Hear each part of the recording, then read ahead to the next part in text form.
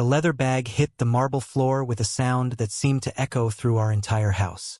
It was a Thursday evening, ordinary in every way until that moment. Sarah had just come home from her book club meeting, something she'd been attending religiously every Thursday for the past 3 months. I was in the kitchen preparing dinner, something I'd taken pride in doing since we'd both started working from home. "Hey, honey," she called out, her voice bright and cheerful as always. That voice I'd fallen in love with 7 years ago. The one that had said, "I do," in front of 200 people, promising forever.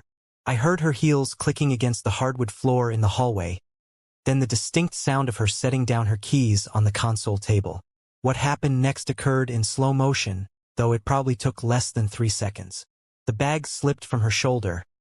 Later, she'd claim the strap broke, though I never found evidence of that. It tumbled through the air and landed with that resonant thud against the unforgiving marble of our entryway. The zipper, which she apparently hadn't closed properly, gave way. And then, like some terrible magic trick in reverse, the contents spilled across the floor.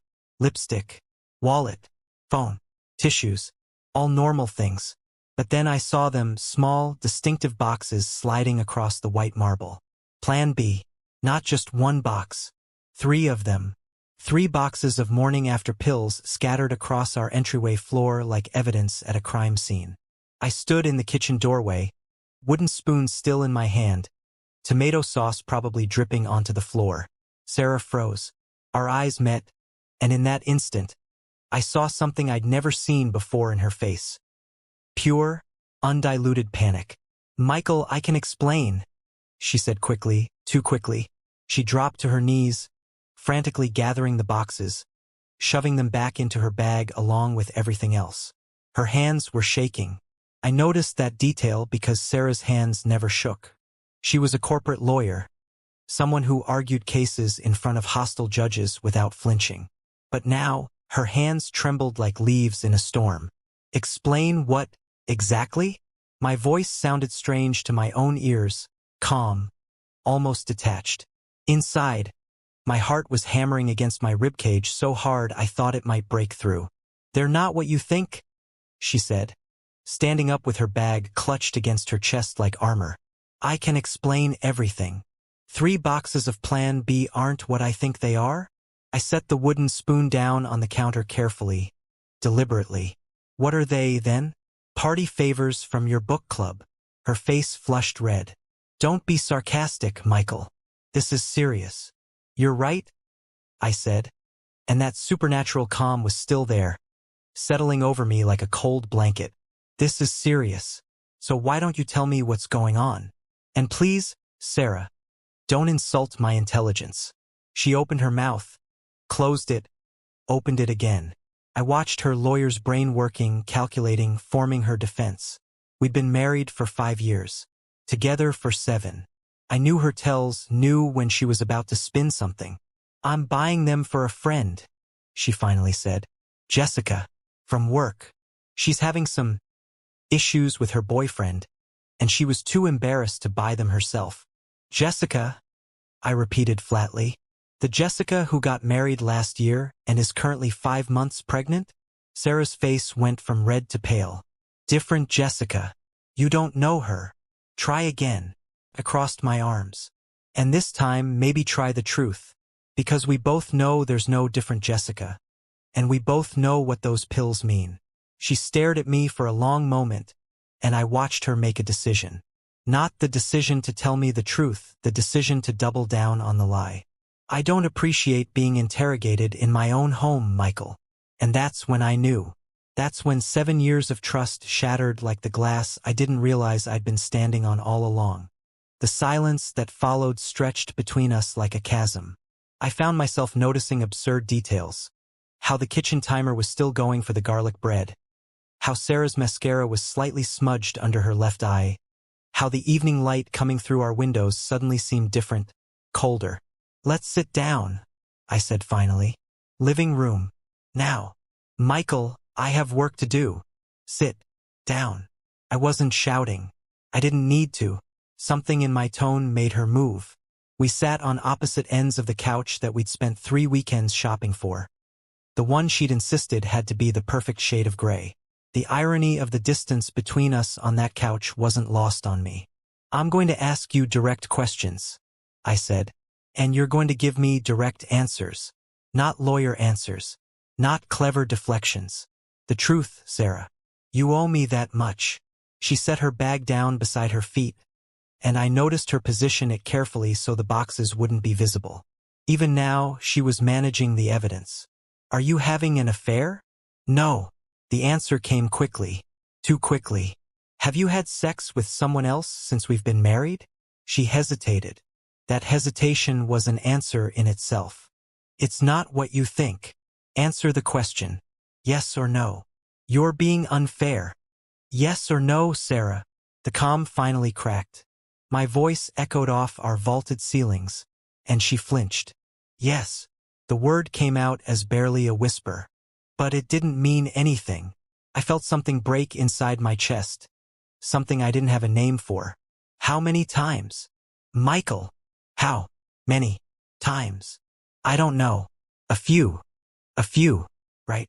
And the Plan B pills?" "All 3 of them." She bit her lip, another tell. "He doesn't like using condoms." The casualness of that statement hit me like a physical blow. "He doesn't like using condoms." As if she was discussing someone's preference for coffee or tea. As if we were talking about anything other than the destruction of our marriage. "Who is he?" "That doesn't matter." "It matters to me." "Who is he?" She looked away towards the window. "Someone from work." "You don't know him." "How long?" 3 months. Maybe 4. For months. A third of a year. All those Thursday book clubs. All those late nights at the office. All those times she'd come home and kissed me hello. Made love to me on the weekends. Talked about our future. Our plans to start trying for a baby next year. The baby. We'd been planning to start trying for a baby next year. "Were you ever going to tell me?" I asked. "I was going to end it," she said, and there was a pleading note in her voice now. "I swear, Michael, it was just a thing, a stupid mistake. It didn't mean anything." "You said that already. It didn't mean anything." For months of lying to me, of betraying everything we promised each other, and it didn't mean anything. I laughed, a hollow sound. "Do you know what's funny? That actually makes it worse. If you'd fallen in love with someone, if there was some grand passion, at least that would be something. But you threw away 7 years for something that didn't mean anything." Tears started rolling down her cheeks. "I'm sorry. God, Michael, I'm so sorry. I don't know what I was thinking. It just happened." "Don't." I held up my hand. "Don't say it just happened. You made choices. Multiple choices. You chose to start whatever this was. You chose to continue it. You chose to lie to me every single day for 4 months. You chose to bring those pills into our home. Those weren't accidents. Those were choices. What are you going to do?" she asked, and there was fear in her voice. I stood up. My legs felt shaky, but I managed to stay upright. "I'm going to make dinner. I'm going to eat. And then I'm going to think about what happens next.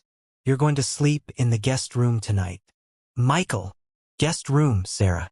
And tomorrow we're going to have a longer conversation. But right now, I need you to not be near me." She stood up, clutching her bag. "I love you. You have to know that. I love you, and I want to fix this." I looked at her. Really looked at her. This woman I'd promised forever to. This woman who'd stood at an altar and vowed to forsake all others. This woman who was a stranger. "Right now," I said quietly. "I don't think you understand what love means. I didn't actually make dinner."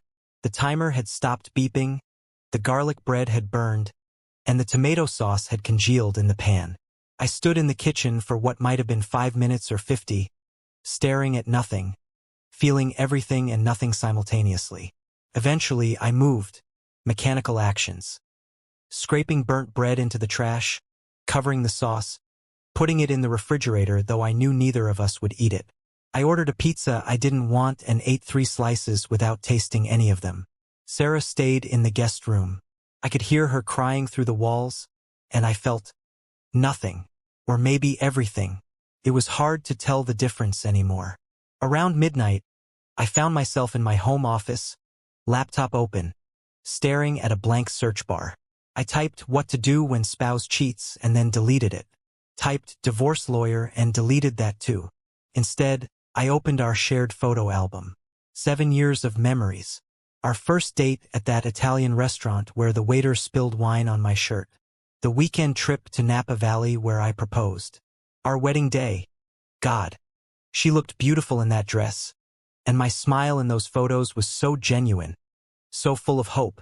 The house hunting, the moving day, the Christmases, the birthdays, the ordinary Tuesday nights on the couch watching terrible reality TV. When had it started to not be enough? When had I stopped being enough? I caught that thought and crushed it. No, this wasn't about me being insufficient. This was about her choices. I wouldn't let myself go down that road. My phone buzzed. A text from my best friend. David, you still coming to the game on Saturday? Normal life continuing on while mine fell apart. I started to text back, then stopped. What would I even say? Can't make it. Just found out my wife's been cheating on me for months? I set the phone down. Instead, I opened a new document and started writing. Not emotional outpouring, I was still too numb for that. But facts. A timeline as best as I could reconstruct it. When had she started these Thursday book clubs? I checked our calendar. Exactly 4 months ago. What else had changed 4 months ago? She'd bought new lingerie, started going to the gym more, changed her perfume. Classic signs, and I'd been so oblivious, so trusting. She told me the lingerie was for me, to keep things exciting. I believed her, felt grateful for her effort. The laugh that came out of me was bitter. It had been for me, just not in the way I'd thought. Around 2 in the morning, I heard footsteps in the hallway. Sarah appeared in the doorway of my office, wrapped in her bathrobe, eyes red and puffy. Can't sleep either? She asked softly. No. She leaned against the doorframe. What are you doing? Thinking. Trying to understand. I can help you understand. No. I interrupted. I don't think you can. Because I'm trying to understand how the woman I married, the woman I trusted more than anyone in the world, could do this. And I don't think you have an answer for that. She was quiet for a moment. Can I come in? No. Michael, please. We need to talk about this. We will talk. Tomorrow. When I've had time to process. When I can think clearly. I need you to know. Sarah. I finally looked at her. I need you to go back to the guest room. Please. She stood there for another few seconds, then nodded and left. I heard her footsteps retreat, heard the guest room door close. I went back to my timeline, started adding questions. Was he married? Did anyone else know? Were people at her firm laughing at me behind my back? Was I the klush, the oblivious husband who everyone pitied? Then another thought struck me, cold and sharp. Were there others? Was this the first time? Or just the first time I'd caught her? I grabbed my phone and did something I'd never done before. I opened our cell phone account online and pulled up her text messages log. I couldn't see the content, but I could see the numbers, the frequency, the times. One number appeared repeatedly. Messages sent at odd hours. 11 p.m., 1 a.m., during her lunch breaks.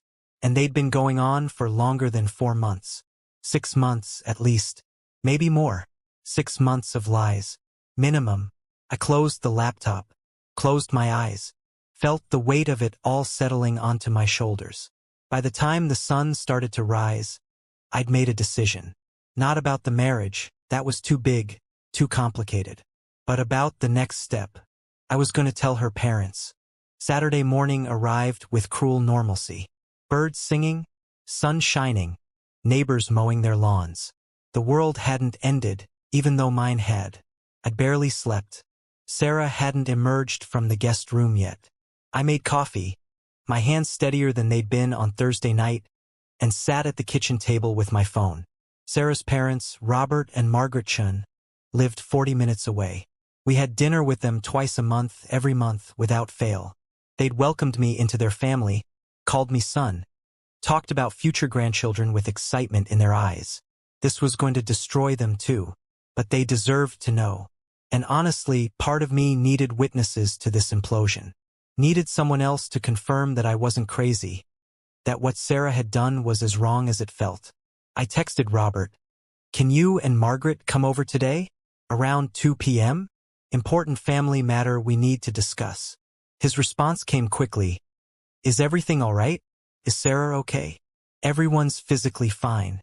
Just need to talk in person." "We'll be there." Sarah emerged around 10. She looked terrible. Hair unbrushed, face swollen from crying, still in her bathrobe. She poured herself coffee and sat across from me at the table. "Did you sleep?" she asked. "Not really. You?" "No." She wrapped her hands around the mug. "Have you thought about what happens next? Your parents are coming over at 2. The mug froze halfway to her lips. "What? Your parents? They're coming over. I'm telling them what's happened." "Michael, no." She set the mug down hard, coffee sloshing over the rim. "You can't do that. This is between us. This stopped being just between us when you brought someone else into our marriage. My parents don't need to know about this." Her voice rose, panic clear. "This is private." "Is it?" I leaned back in my chair. "Because I've been thinking about that. About privacy and secrets and lies. You kept a secret from me for months. You made a fool of me. Do you know what that feels like?" "I know, and I'm sorry." "Stop saying you're sorry." I was still calm, but something hard had entered my voice. Sorry is what you say when you accidentally bump into someone. Sorry is what you say when you're 5 minutes late. Sorry doesn't cover 4 months of calculated deception. "Then what do you want from me?" she asked, tears starting again. "Tell me what to do and I'll do it. I'll end it immediately, I already have. I'll go to counseling. I'll do anything." "You already ended it?" She nodded vigorously. "Thursday night. After everything. I called him and ended it completely." "You called him?" I felt something cold settle in my stomach. "Thursday night. While you were in the guest room. You called him." "I had to explain." "You had to explain to your affair partner that you got caught." I stood up. "Did you tell him about the pills falling out? Did you two have a good laugh about my face when I saw them?" "No. God, no, Michael." I was crying. I told him it was over and I never wanted to hear from him again. "What did he say?" She hesitated. "Does it matter?" "What did he say, Sarah?" He said he understood. That it had probably run its course anyway. Run its course. Like a cold or a TV series. Casual. Meaningless. Just like she'd said. "Your parents are coming at 2, I repeated. "You can be here or not. But I'm telling them." "Michael, please." She stood up, came around the table toward me. I stepped back. "Please don't do this. They'll be devastated. My mother has heart problems." "Then maybe you should have thought of that before you started sleeping with someone from your office." "You're being cruel." "I'm being honest. There's a difference." I checked my watch. "It's 10:15. You have less than 4 hours to decide how you want to handle this. You can tell them yourself or I will. But they're going to know." She stared at me, and I watched her lawyer brain working again. Calculating. Trying to find an angle. "If you do this," she said slowly, "there's no coming back from it. You understand that? Once you tell them, once this becomes public, we can't fix this." "You're right," I said. "We can't fix this. Because you already broke it." At 1:55 p.m., Robert and Margaret Chun pulled into our driveway. Sarah had showered and dressed, done her makeup to hide the evidence of crying. She'd transformed back into her composed, professional self. Only her hands, clasped tightly in her lap as we sat in the living room, betrayed her anxiety. I opened the door before they could knock. "Michael!"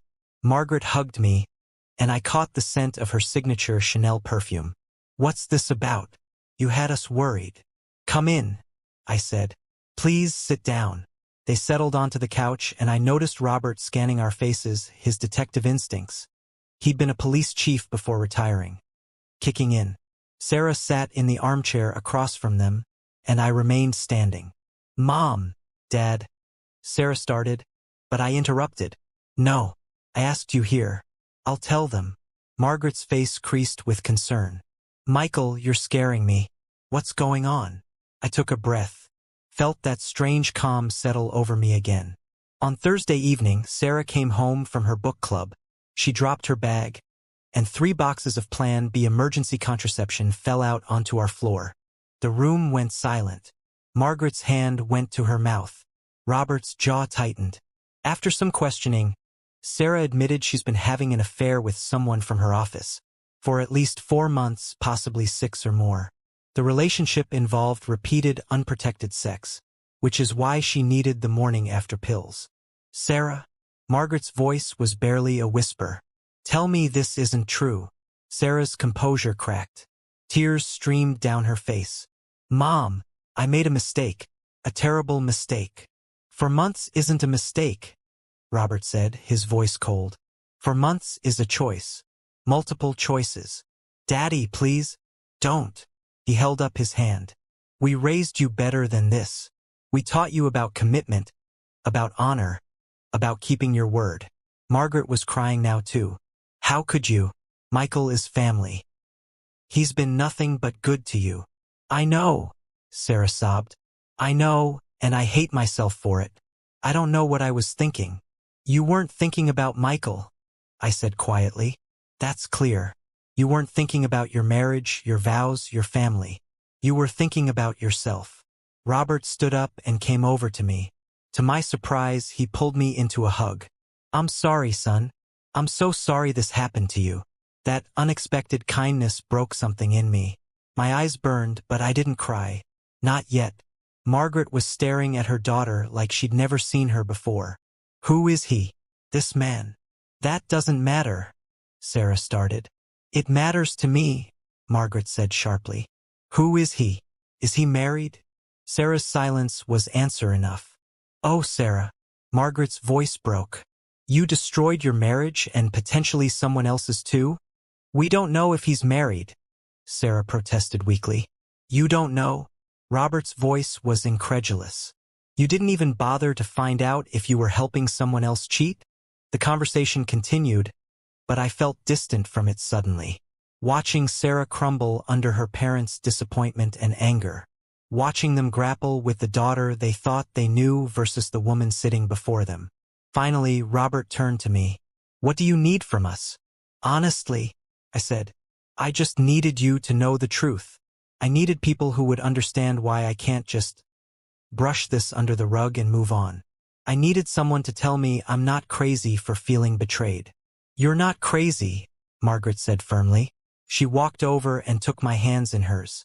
You're hurt, and you have every right to be. What Sarah did was inexcusable. She looked back at her daughter. And you need to understand something. If you lose your marriage over this, you have no one to blame but yourself. Michael doesn't owe you forgiveness. He doesn't owe you another chance. You need to live with the consequences of what you've done. Sarah's sobs filled the room, but I noticed something. No one moved to comfort her. Not her parents.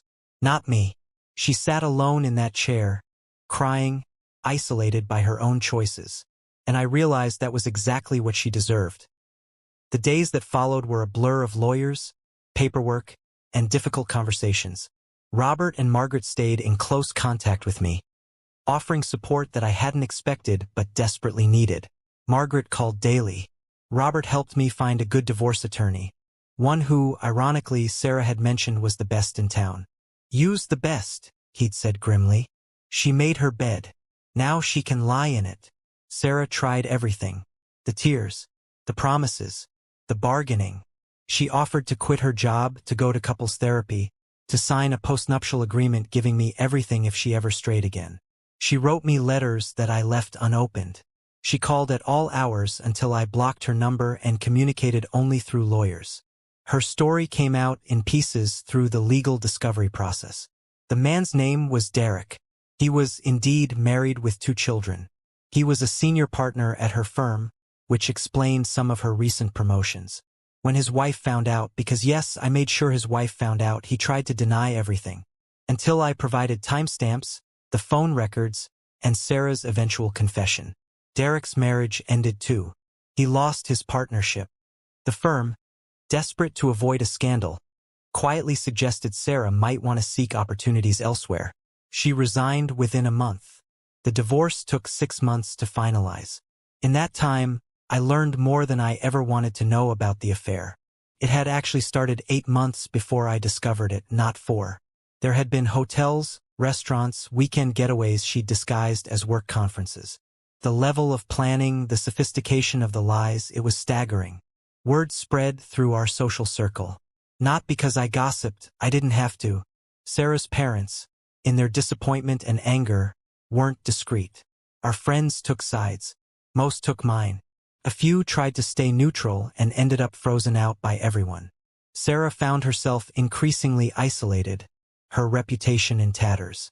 She moved back in with her parents temporarily after the divorce was finalized. Margaret told me she'd cry for hours, mourning everything she'd lost. Part of me felt bad for her. A very small part. The rest of me remembered the casualness with which she'd said, "He doesn't like condoms." The ease with which she'd lied to my face for months.